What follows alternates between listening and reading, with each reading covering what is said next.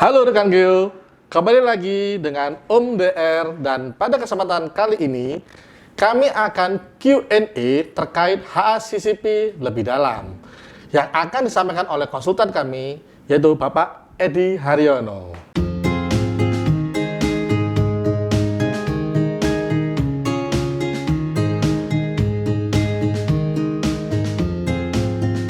Selamat sore Pak Edi. Selamat sore. Oke, gimana nih kabarnya Pak Edi? Alhamdulillah. Alhamdulillah. Baik, Pak. Ngomong-ngomong kemarin waktu lalu kan kita sudah menayangkan ya di YouTube ya untuk terkait HACCP Pak Edi ya. Membahas terkait apa Pak Edi waktu itu? Terkait dengan 5 langkah dan 7 prinsip HACCP. Oke, 5 langkah dan 7 prinsip HACCP Pak Edi ya. Pada kesempatan hari ini sih kami ingin tahu nih terkait apa sih 5 langkah dan 7 prinsip itu Pak Edi. Kan kemarin sudah dijelaskan tuh bla bla bla bla bla lah kan. Nah, pada hari ini pengen tahu nih, mungkin pemirsa itu pengen lebih tahu lebih jelasnya Pak Edi. Lebih detail. Iya, lebih detail. Kan biar ketika tahu HACCP tuh nggak cuma dari luarnya aja gitu loh Pak Edi ya. Siap. Oke, siap Pak Edi ya. Oke. Pertama Pak Edi mungkin bisa disampaikan dong apa sih terkait kan ada 5 langkah tuh 7 prinsip. Mungkin 5 langkahnya dulu nih Pak Edi. Yang satunya ini nih, apa nih Pak Edi kira-kira Pak Edi? Siap Pak DR ya. Iya. Jadi pemirsa, kemarin kita bahas 5 langkah. Langkah pertama adalah membentuk tim HACCP. Oke, berarti menyusun tim dulu ya Pak Edi ya. Oke, menyusun tim. Memang di kesempatan waktu lalu saya sudah utarakan bahwa tim ini harus multidisiplin. Multidisiplin. Jadi background ilmunya itu harus multi talent. Nah, Oh, multi ini artinya dia banyak ini gelar-gelar gitu atau ada gelar khusus gitu Pak Edi? artinya kalau kita lihat struktur organisasi suatu perusahaan food, Ya. di situ ada yang namanya HRD, ada yang namanya mungkin produksi, ada yang namanya maintenance, Oke. atau teknisi, Oke. ada yang namanya gudang, ya, Oke. ada yang namanya pembelian, QC, QC. R&D, Oke. QA. Nah, artinya itu semua adalah multidisiplin ilmu. Oke. Nah, masalahnya sekarang kalau ingin mendevelop sistem HACCP dengan baik, multidisiplin ilmu ini harus benar-benar diperhatikan.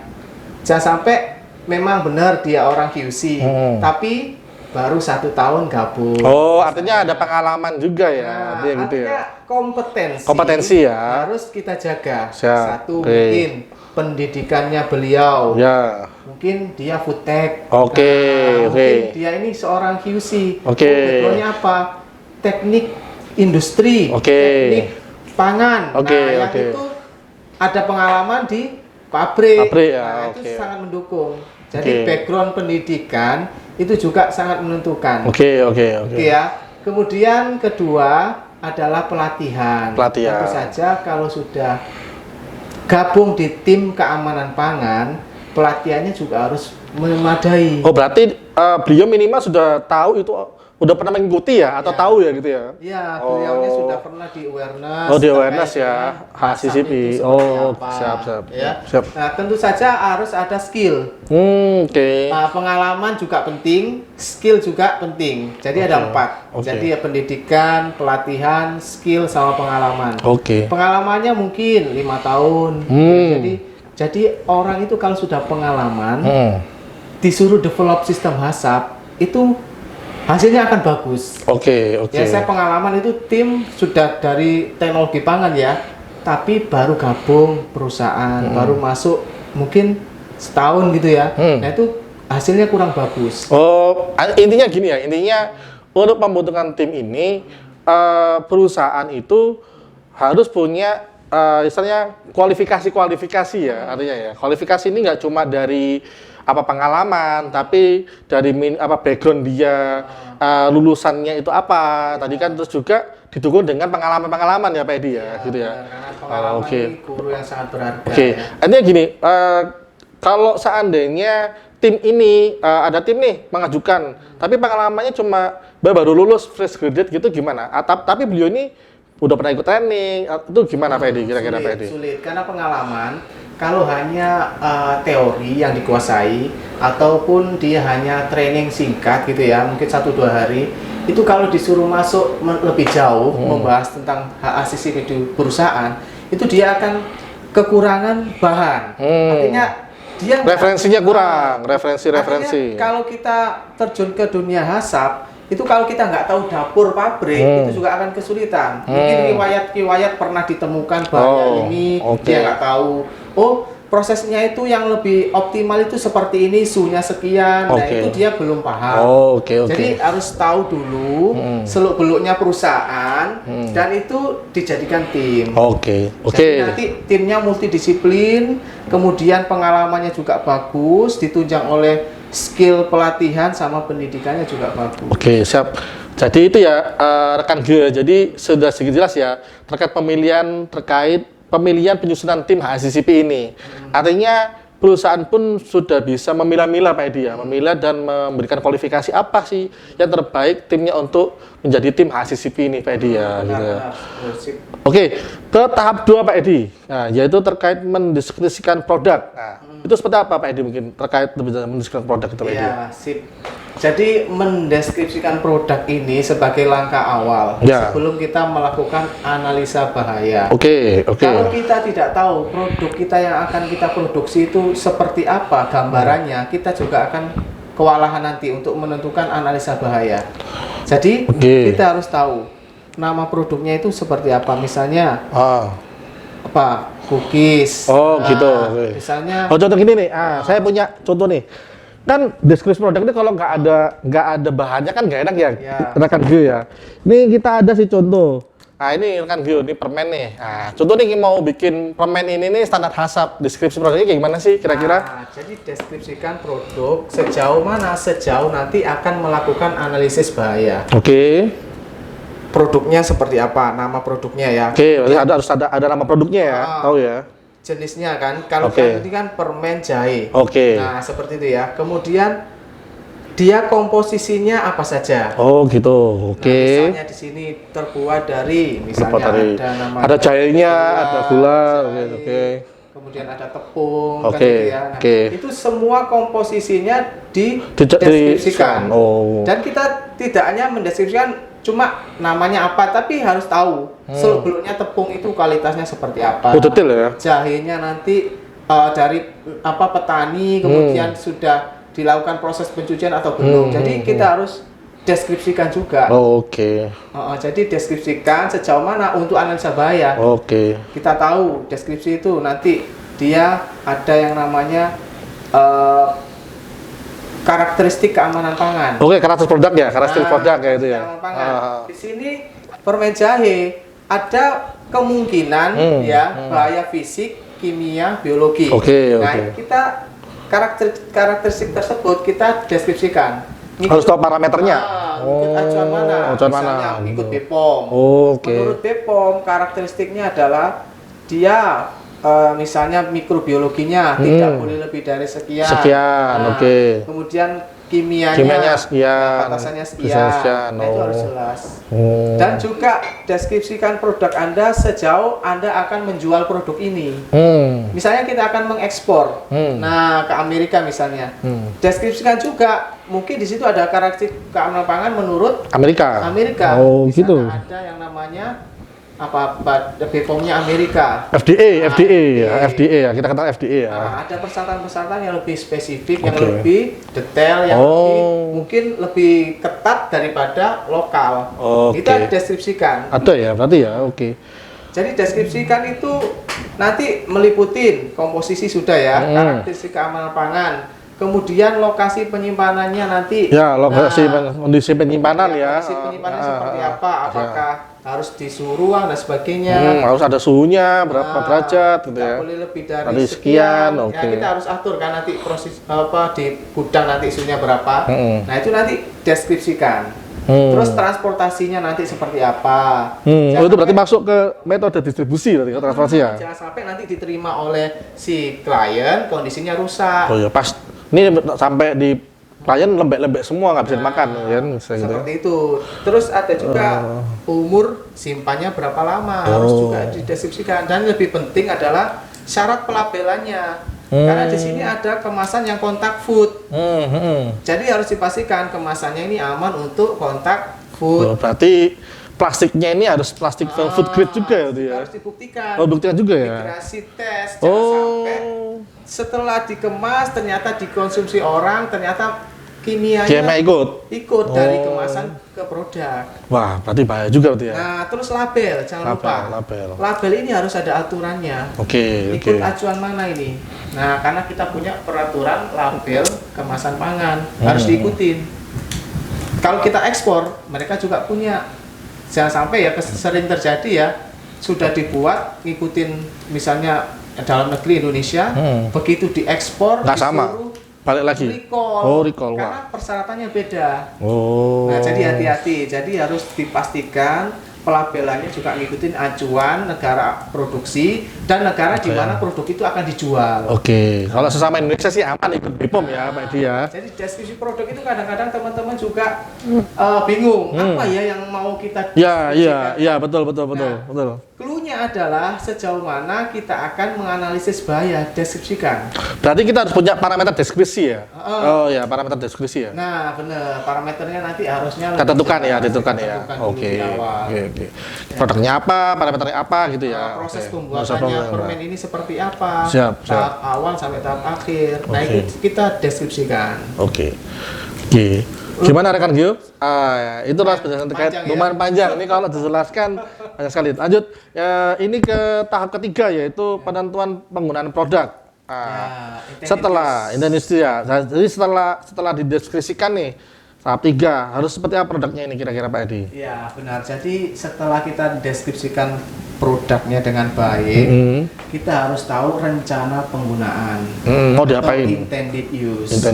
Produk ini nanti yang kita bikin apakah siap dikonsumsi langsung ataukah harus diolah dulu sebelum dikonsumsi oleh manusia. Nah, itu termasuk intended use. Atau ada juga gini. Misalnya, produk ini kalau misalnya mau dikonsumsi harus dikocok dahulu, misalnya obat. Itu Nah, atau jangan sampai dikonsumsi sebelum dimasak. Nah, itu intended use. Atau ada seperti ini tidak boleh untuk manula atau yang usia sekian gitu ya. Ini tidak boleh untuk bayi atau balita. Nah, itu termasuk intended use. Jadi harus jelas dulu rencana penggunaannya supaya nanti kita tidak salah dalam target pasar ya, tidak membahayakan konsumen. Itu berarti ya. Intended use ya, itu juga berpengaruh nanti. Jangan sampai ada yang kena. Misalnya Pak, kita kan sering habis makan sesuatu terus gatal-gatal. Ternyata tidak ada intended use. Tidak disarankan untuk pengidap alergi. Nah, berarti alergen juga termasuk harus intended use, rencana penggunaan. Ya. Itu biasanya masuk ke kemana Pak Edi rencana penggunaan itu? Maksudnya disertakan di kemasan atau di mana dokumen mana atau seperti apa kira-kira Pak Edi? Jadi kalau kita deskripsikan produk, sekali dia nanti intended use ini diuraikan ya. Dalam dokumen dulu aja. Jadi kita state di dokumen rencana penggunaannya seperti apa. Nah, kalau di situ rencana penggunaan ada hubungannya sama undang-undang atau peraturan, misalnya ada menurut BPOM atau menurut peraturan di Indonesia, ini harus dicantumkan di label intended use-nya yang kita ikutin. Berarti di label juga ada nanti ya? Karena misalnya ya, intended use, awas atau hati-hati ada mengandung alergen. Itu sekarang di peraturan BPOM sudah dituangkan di label bahwa di label harus ada peringatan alergen. Jadi intended use juga dipertimbangkan untuk masuk ke label. Jadi secara nggak langsung yang kita lihat barang-barang di luar sana, mungkin teman-teman rekan-rekan Gio ini tahu ketika di pasaran itu yang sudah ada labelnya berarti kemungkinan besar sudah menerapkan HACCP ya Pak Edi ya? Harusnya ya? Karena itu ada izin yang sudah dikaji oleh pemerintah ya, dalam hal ini mungkin merek dalam negeri sudah diajukan ke BPOM dan sebagainya. Dan kalau tidak sesuai biasanya tidak disetujui. Mungkin lanjut ke tahap keempat Pak Edi ya, terkait diagram alir produk. Nah ini apa ini kira-kira diagram alir ini seperti apa sih Pak Edi? Ya benar, ini sangat menentukan Pak Rama. Jadi diagram alir ini harus dibuat dengan seakurat mungkin. Jadi kita kan timnya multidisiplin nih. Ada orang produksi, ada orang QC, ya, ada orang maintenance yang tahu mesin. Jadi kita harus benar-benar membuat diagram alir yang akurat sesuai yang ada di lapangan. Jadi mulai dari bahan baku masuk, tahapan selanjutnya apa itu harus jelas. Misalnya masuk bahan baku tepung, kemudian diayak, kemudian dimasukkan ke tahap pencampuran. Nah itu harus jelas. Kemudian ayakannya, mesnya berapa. Nah, itu parameter proses harus jelas juga. Di mix kemudian dengan misalnya dengan kecepatan sekian selama berapa menit. Nah itu harus jelas juga. Karena itu nanti akan menjadi dasar untuk analisis bahaya. Apakah ada bahaya di tahapan tersebut? Berarti harus secara rinci ya Pak ya, proses mulai dari transportasinya, terus penyimpanannya, terus ketika ada inspeksinya juga itu harus rinci Pak ya. Benar. Jadi harus benar-benar tahapan proses itu detail. Karena di situ nanti bisa kita tahu bahwa di situ kemungkinan ada bahaya. Misalnya sortir ya, yang disortir apa? Misalnya ada yang bahan baku misalnya jahe tadi ya. Jahe diketahui ada bahaya apa? Misalnya tanah, ya, misalnya kerikil. Nah, itu harus ada tahapan sortir. Nah, di situ ada bahan masuk, jahe, juga ada bahan keluar ya, itu apa? Sisa dari sortir tadi. Berarti limbah ya, ya. Proses dari limbah ya. Harus jelas. Limbah, ya. Ada bahan masuk, ada limbah keluar, parameter proses suhu sekian, berapa menit, berapa detik itu harus jelas. Wah. Nah, nanti mewakili semua tahapan. Artinya diagram alir ini penting menentukan untuk proses berkelanjutannya Pak Edi ya. Analisa bahaya berkelanjutannya ya. Nah, selanjutnya nih tahap kelima nih kan 5 tahap. 5 tahap ya. Tadi lihat tahap kelima terkait verifikasi diagram alir. Nah, itu gimana Pak Edi? Verifikasi kan udah dibuat nih diagram alir tadi kan jelas. Nah, ini verifikasi harus seperti apa kira-kira nantinya? Iya, benar. Seringkali kita menjumpai ya. Teman-teman itu membuatnya diagram alir itu bagus. Artinya apa? Dibuat dengan sangat-sangat bagus. Nanti kalau kita dilihat oleh auditor itu, wah ini keren diagram alirnya. Nah, tapi tidak diverifikasi kondisi yang real di lapangan. Artinya bagus secara visual dari eksternal ya, kajian ya. Tapi orang dalam sendiri tuh agak kesulitan. Bisa jadi seperti itu. Artinya kalau sudah di-develop oleh tim dengan baik di meja ya, istilahnya kita bikin diagram alirnya ya, harus kita bawa ke lapangan untuk benar-benar memastikan akurasinya. Berarti diverifikasi ke lapangan. Verifikasi itu di setiap shift. Setiap shift. Ya, shift 1, shift 2, shift 3 akan mewakili. Saat weekend misalnya, artinya semua shift, semua kondisi itu mewakili diagram alir ini. Berarti intinya mengamati setiap proses-prosesnya ya, dari shift-shiftnya itu ya. Bener nggak di sini ada penerimaan? Bener nggak sortirnya ini? Bener nggak di sini ada pengayakan? Bener nggak mesnya sekian? Waktunya sekian menit, bener nggak? Berarti kita ambil sampling dong dari masing-masing. Bisa ambil sampling, bisa tanya interview wawancara ya. Menyaksikan langsung. Sehingga nanti kita yakin bahwa diagram alir itu benar-benar akurat. Karena apa? Kalau akurat, nanti kita untuk kelolosan bahayanya itu bisa diminimalisir. Tapi kalau nggak akurat, akhirnya apa? Banyak komplain, banyak gagal di proses. Jangan sampai di-recall aja nih nanti. Seperti itu. Jadi itu 5 tahap ini ya sangat penting. Itu nanti tahapkan atau saat di tahap ke-6 atau di prinsip pertama itu sukses karena kita tahu tahap ke-6 nanti adalah analisis bahaya. Benar. Seperti itu Pak. Siap. Jadi cukup jelas ya rekan G ya terkait 5 tahap pertama ini ya. Kalau memang cukup jelas, kita akan lanjutkan lagi ke tahap selanjutnya. Namun jangan lupa untuk saat ini kita akan bantu kami untuk video selanjutnya yaitu dengan subscribe. Baiklah, terima kasih Pak Edi sore hari ini terkait Q&A-nya cukup jelas, dan jika ingin lebih dalam lagi kita bisa ke tahap konsultasi HACCP dan rekan Geo bisa langsung menghubungi kami di marketing@geoanvil.com atau nomor telepon di 031 584 95360 atau di geoanvil.com. Terima kasih, bye.